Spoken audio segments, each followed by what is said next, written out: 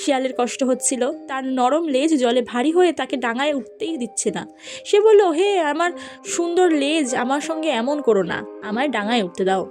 কি আশ্চর্য, লেজটা বোধহয় ওর কথা শুনলো। শেষ পর্যন্ত ডাঙায় উঠে এলো শিয়াল।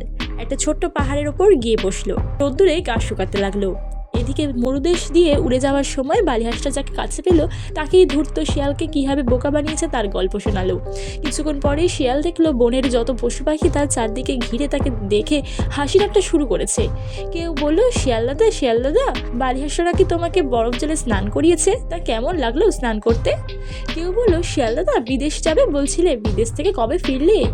শিয়াল আর কি করে, মনে মনে বলল, ঢের হয়েছে, এবারে এখান থেকে কেটে পড়ে বুদ্ধিমানের কাজ, যেমন ভাবা তেমনই কাজ। এরপর কেউ কোনোদিনও শিয়ালকে সেখানে দেখেছে বলে জানা নেই। নদীর তীরে ঘুরে বেড়ানোর চিরদিনের জন্য তাকে ছাড়তেই হলো।